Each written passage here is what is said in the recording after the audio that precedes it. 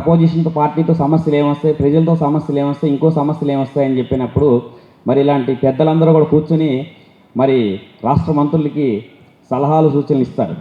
అంటే ఆ ఇచ్చే సలహాలు సూచనలు అనేది ఎంత పవర్ఫుల్గా ఉంటే కనుక ఆ యొక్క విపత్తు వచ్చినప్పుడు తట్టుకోగలిగిన శక్తి ఉంటుంది.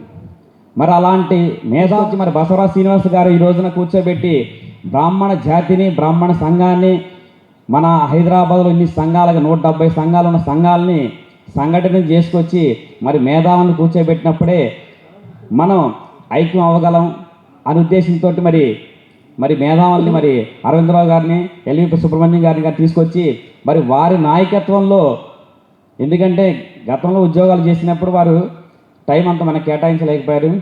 ఈ రోజున వారు కూడా సమాజానికి ఏదో చేయాలి, మేము డ్యూటీలో ఉన్నప్పుడు చేయలేకపోయాము, మాకు కొన్ని రిస్ట్రిక్షన్స్ ఉన్నాయి, సంఖ్యలు వేసేసేవాళ్ళు మాకు, ఈరోజు మాకు ఏ సంఖ్యలు లేవు, మేము ఏదైనా చేయడానికి ఉన్నాం అని చెప్పేసి మరి వారు కూడా ముందుకు రావడం జరుగుతుంటే మరి బసవరాజ్ శ్రీనివాస్ గారి మరి ఇంత పెద్ద కార్యక్రమాన్ని మనకు ఒక టార్చి బేరర్ లాగా ముందుకు వచ్చి నేను నడిపిస్తాను అని చెప్పేసి మరి వారు రావటం, కొంతమంది వారు ప్రోత్సహించి వాళ్ళని తీసుకురావటం, వారితో పాటుగా మాలాంటి వాళ్ళందరూ కూడా రావటం.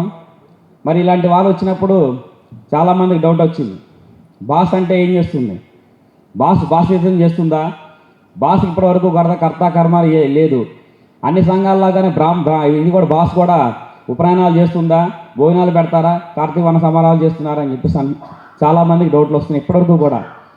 కానీ బాస్ అనేది ఉపనయనాలు చేయదు లేదా భోజనాలు పెట్టదు, మేధావులను తయారు చేసి బ్రాహ్మణ ఐక్యతకే పాటుపడుతుంది.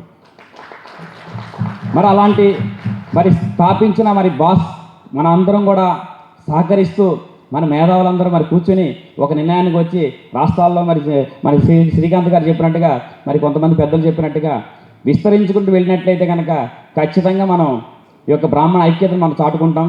మరి మన ఇంట్లో మన పోలీసుగా ఉన్న వారికి సమస్య వచ్చినప్పుడు ఎక్కడో బీజేపీ దీన్ని బహిరంగ దళాన్ని అభ్యసించారు, అర్థించినప్పుడు అలా కాకుండా మనలాంటి దానికి వచ్చినప్పుడే మనం ముందు ఉంటాం. మనకి సమస్య వచ్చినప్పుడు మనం సాధించుకోవాలి. కాబట్టి మనకి అలాంటిదికి ఇంత పెద్ద బాస్ సమస్య ఏర్పాటు చేసిన శ్రీనివాస్ గారికి, అలాగే ఈ కమిటీ సభ్యులందరికీ, ఈ అవకాశం ఇచ్చిన పెద్దలందరికీ కూడా మరొకసారి ధన్యవాదాలు.